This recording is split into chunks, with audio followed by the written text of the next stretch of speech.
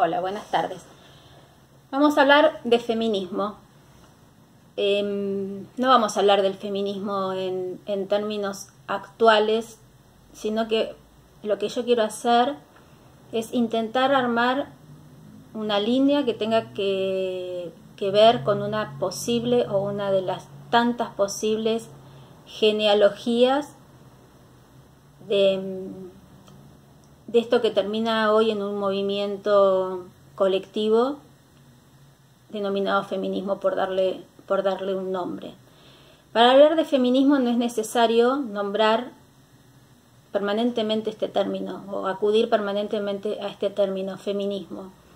Creo que sobre todo lo que deberíamos empezar a hacer en este recorrido genealógico o arqueológico, apropiándome de algunos términos de Foucault, es una mirada hacia el mundo patriarcal. ¿De qué estamos hablando? ¿A qué nos estamos refiriendo? ¿Qué es lo que queremos sostener y mostrar cuando hablamos de, no quiero decir machismo, es un término que particularmente a mí no me resulta muy útil, sino de patriarcado, de esta sociedad donde existe un poder biopolítico a partir de la lectura de Foucault, de Negri. Hay un modo, una manera de revisar una vez más esta perspectiva de género, o esta perspectiva desde una mirada de género deconstructiva, por sobre todas las cuestiones deconstructiva y también rizomática, que nos ayude a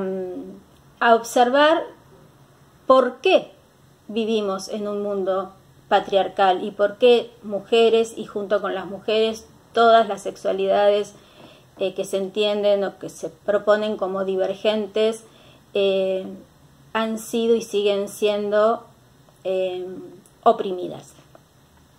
Entonces, bueno, en esta suerte de genealogía a la que voy a denominar en este video feminismo de las brujas, porque lo que quiero hablar, de lo que quiero hacer mención es justamente al concepto de brujas, al concepto de bruja, de dónde viene, en qué se sostiene y en el imaginario cultural qué es lo que provocó y sigue provocando, y por qué a partir, para mí, de este recorrido del imaginario cultural, un imaginario que además está sustentado sobre todo en textos religiosos, en textos míticos, bueno, en textos orales, en textos escritos, en discursividades, en textos científicos, si se quiere denominar científico a un texto como el de Moebius, de comienzos del siglo XX, que se llama La inferioridad mental de la mujer, pasando por el Maleus Maleficarum, comenzando por la Biblia, San Pablo, la patrística en general. El lugar que se le ha asignado a la mujer es fundamental para después poder empezar a hablar del feminismo en el siglo XX y luego en el siglo XXI, y si se quiere en la actualidad, si pudiéramos hablar de la actualidad. Voy a tomar, porque voy a ir citando la bibliografía, los textos a los que he leído y a los que voy a ir haciendo referencia. Bueno, este está impreso, fotocopiado. Ensayo sobre biopolítica. Es una antología compilada por Gabriel Giorgi y Fermín Rodríguez, que se llama Ensayo sobre biopolítica, excesos de vida. Y me voy a apropiar momentáneamente del concepto de monstruo, tomado de Negri. Negri retrotrae el concepto de monstruo político hasta los mismos griegos, cuando hacen alusión al poder eugenésico, euge bien,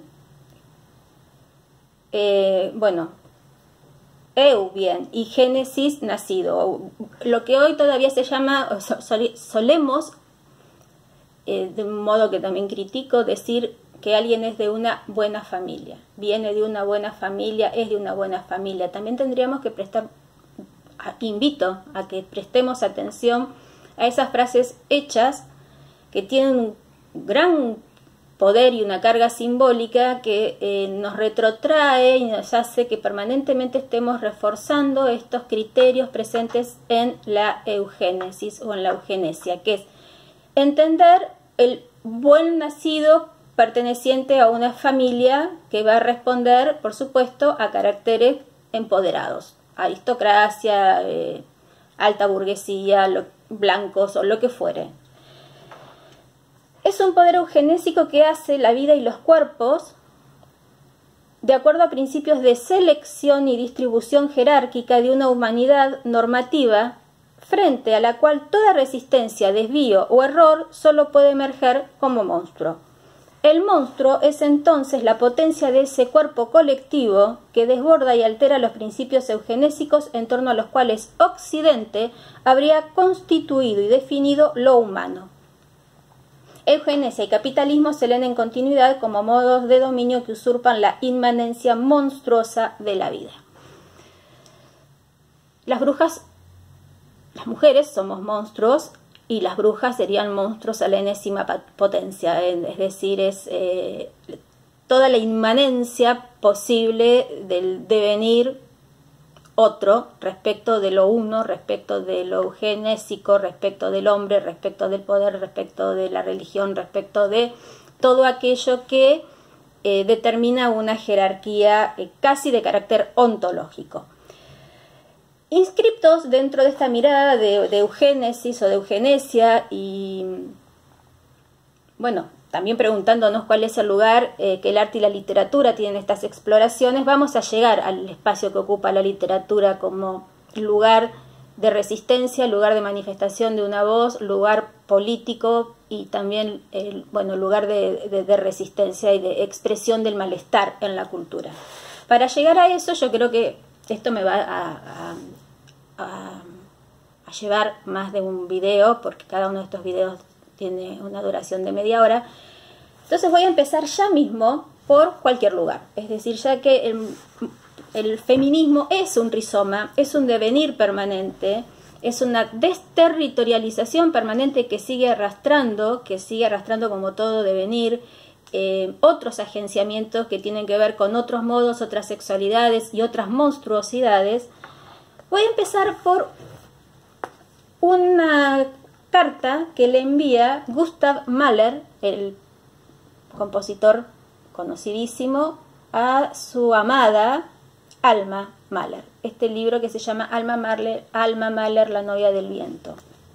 La elegí porque siempre no me llamó la atención, siempre, hace mucho que lo leí y fue un golpe. La correspondencia entre ellos es una correspondencia apasionada, están terriblemente enamorados, el discurso siempre es un discurso muy cuidado, pero esta carta que le envía Gustav a Alma dice así: te escribo hoy con el ánimo algo embargado, alma querida, porque me doy cuenta de que tengo que hacerte daño, y sin embargo no puedo evitarlo. Tengo que transmitirte los sentimientos que suscitó en mí tu carta de ayer, porque son tan fundamentales para nuestra relación que hay que dejarlos en claro y analizarlos a fondo de una vez por todas si es que queremos ser felices juntos. Sigo dando vueltas a esa obsesión que se ha fijado en esa cabecita que yo amo con un cariño tan indescriptible, respecto a que deseas seguir siendo tú misma. ¿Y en qué va a convertirse esa obsesión una vez que hayamos saciado nuestra pasión? Y eso va a ocurrir muy pronto, y tengamos que empezar no solo a residir, sino a vivir juntos y a amarnos uno al otro con compañerismo. Esto llega al extremo de convertirse en el meollo mismo de todas mis ansiedades, temores y recelos. La verdadera razón de por qué cada detalle que apunta a ello ha adquirido tanta importancia. Tú escribes, comillas, tú y mi música, cierra comillas.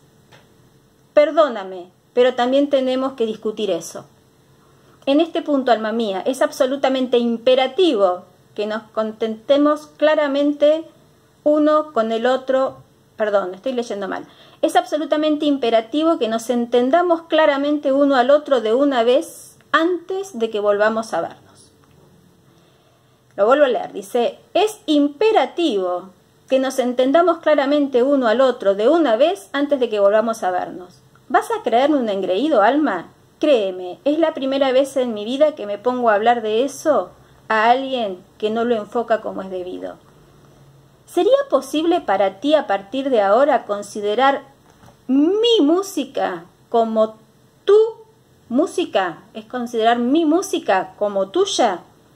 Prefiero no analizar tu música con detalle precisamente ahora. Volveré a ese tema después. Pero, hablando en general, ¿cómo te imaginas la vida matrimonial de un hombre y una mujer que son los dos compositores? ¿Tienes alguna idea de lo ridícula y con el tiempo lo degradante que llegaría a ser inevitablemente para nosotros dos una relación tan peculiarmente competitiva como esa? ¿Qué va a ocurrir? Etcétera. Y termina, la carta es larga, desbordada, y le dice: no voy a escribirte mañana, sino que voy a guardar tu carta el sábado, y como he dicho, voy a enviar a un criado a recogerla, así que tenla dispuesta. 1000 besos apasionados, alma mía, y te pido a ti y a Dios que seas sincera. Tuyo, Gustav. Esta carta que le manda Gustav Mahler a una mujer que tenía, quizás, de acuerdo a como se habla acá en esta biografía, tenía todas las dotes, o no, en realidad eso ni siquiera importa. Estoy diciendo, en este punto estoy diciendo cualquier cosa. Es decir, no interesa ni cuán genio fuera Gustav Mahler, ni cuál genio fuera Alma Mahler, sino cómo él le está pidiendo a ella que abandone su música para replegarse o plegarse a la música de él. Prácticamente la misma metáfora del mito original del que nos habla el Antiguo Testamento, el Génesis. En los evangelios apócrifos se menciona a Lilith como primera mujer de Adán, previa a Eva. Y se dice de ella que tenía un carácter, podríamos entender en términos de hoy, rebelde. Estoy buscando un libro mientras hablo. ¿En qué sentido? Veremos, o cuando volvamos a la segunda versión del nacimiento del primer hombre y la primera mujer, Eva va a ser extraída del cuerpo de Adán. Es decir, es parte de su música, como esta carta de Gustav y Alma, ¿no? Es decir, la música de Alma es la música de Gustav. Tiene que incluirla al patrimonio de él porque ella no tiene, digamos, un derecho patrimonial, ¿no? Este juego tan interesante entre matrimonio y patrimonio. El matrimonio incluye a los dos. Es mater. El patrimonio es solamente heredad masculina, patriarcal. Entonces, ese patrimonio, que es parte de las virtudes o los dones de Alma, debe ser entregado a los de Gustav. Del mismo modo, Lilith es una mujer que es creada de la misma sustancia que Adán, ambos del barro. Es decir, tienen la misma materia, por lo tanto el mismo estatus ontológico.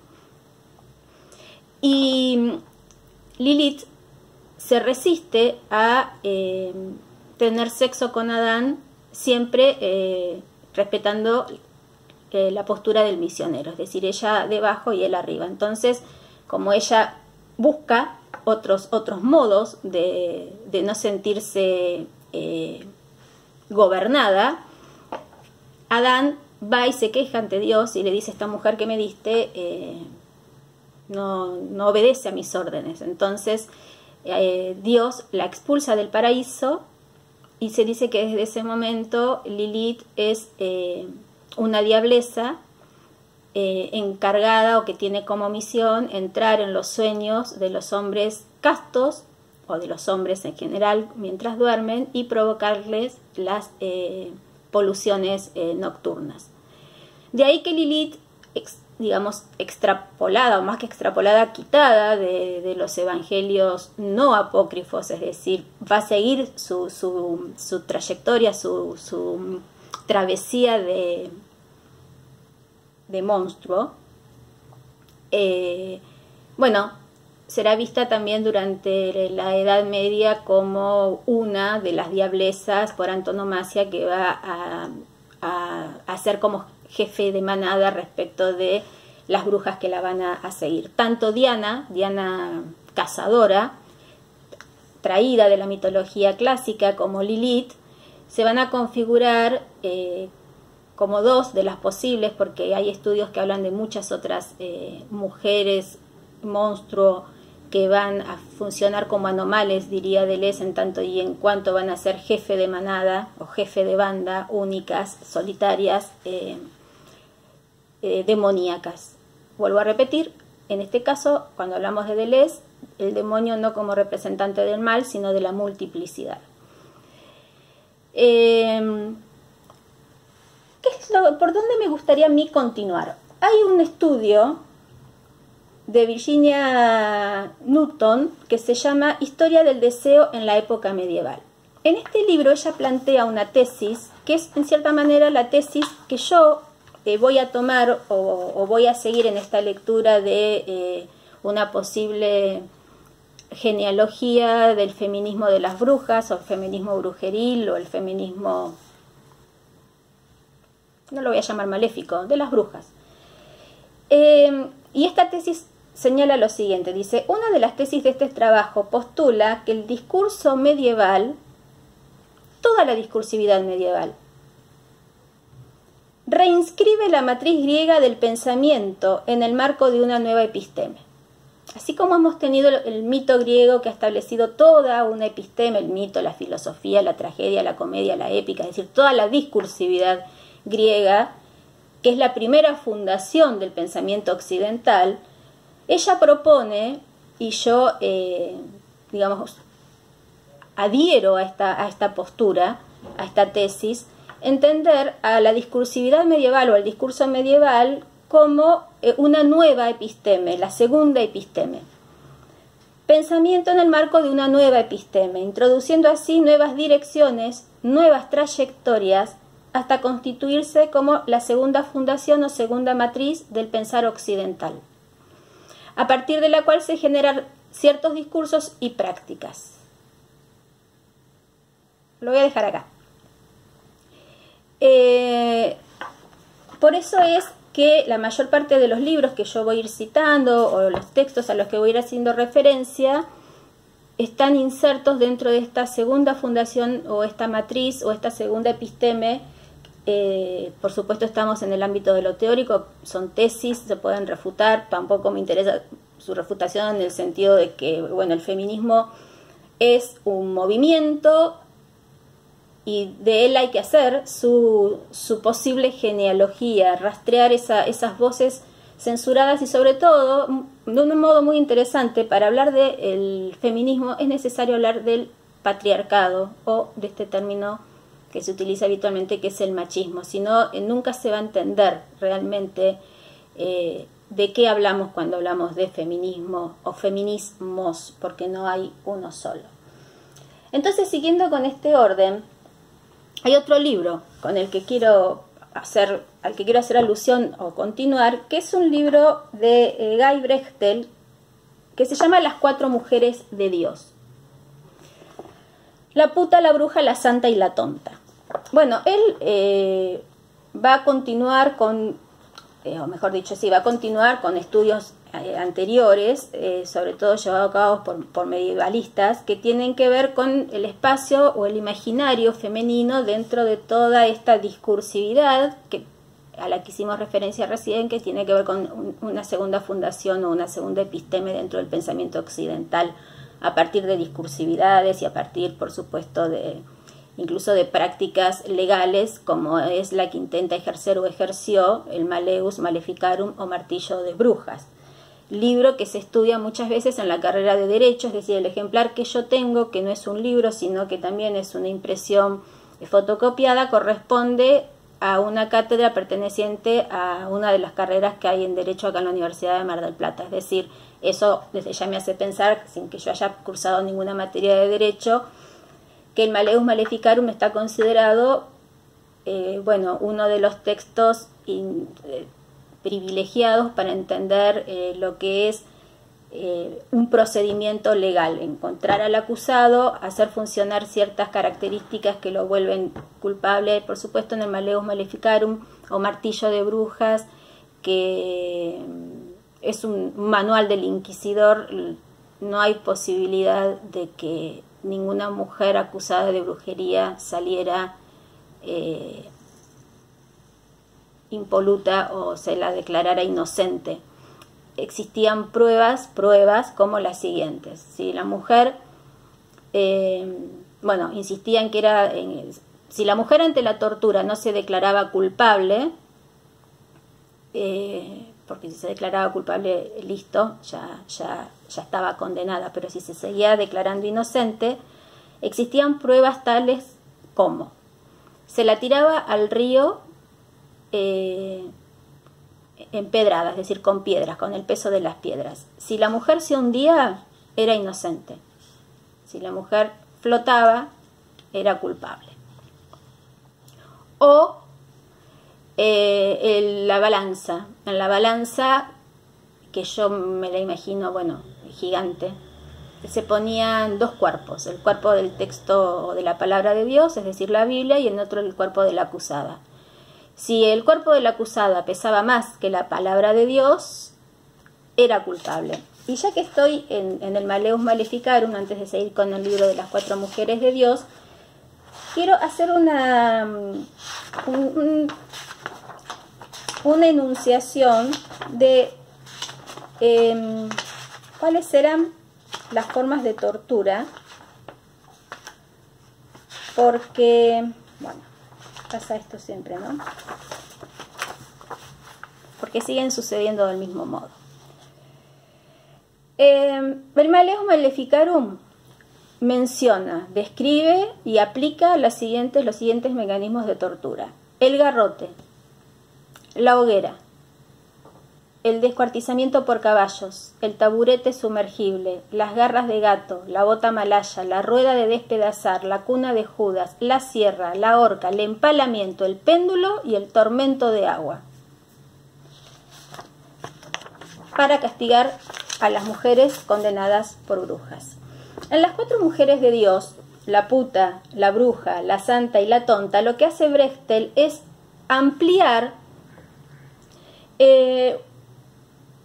una clasificación o una calificación que podríamos incluso reducir a 2.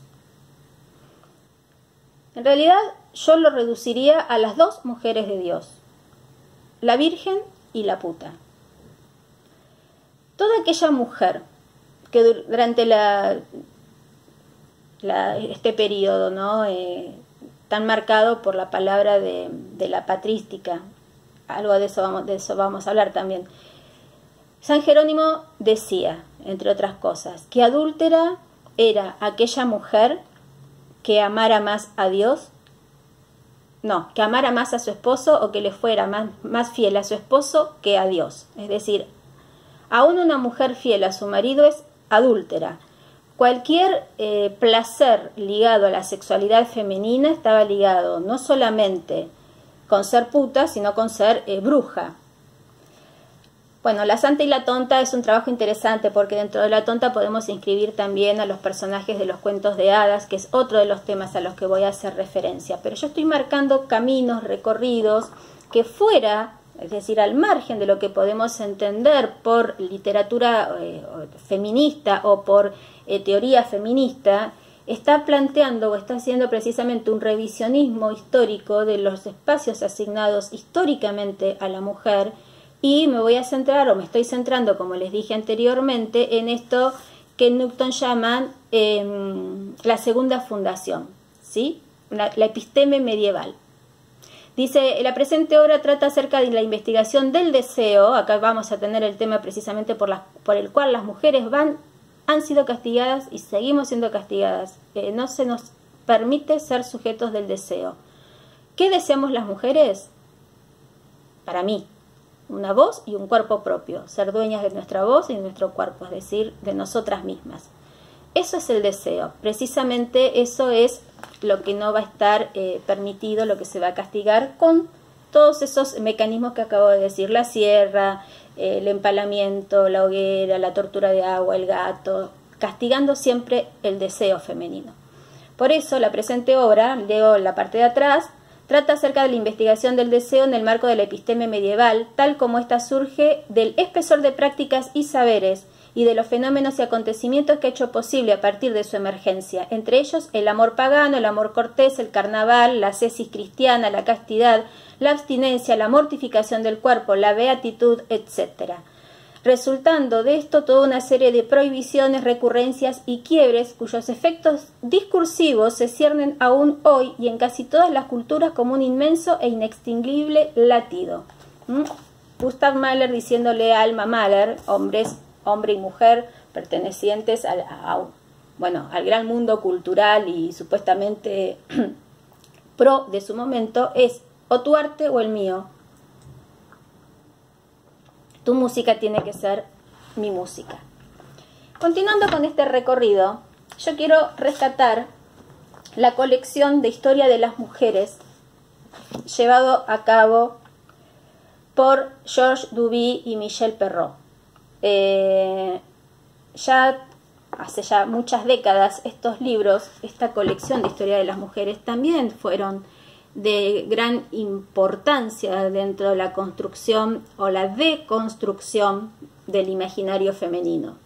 Es decir, hay que deconstruir ese imaginario que se construyó a partir de estas discursividades de las que habla Newton, para poder entender qué es el patriarcado y para poder luego decir dónde se asientan y qué pretenden los feminismos o los feminismos.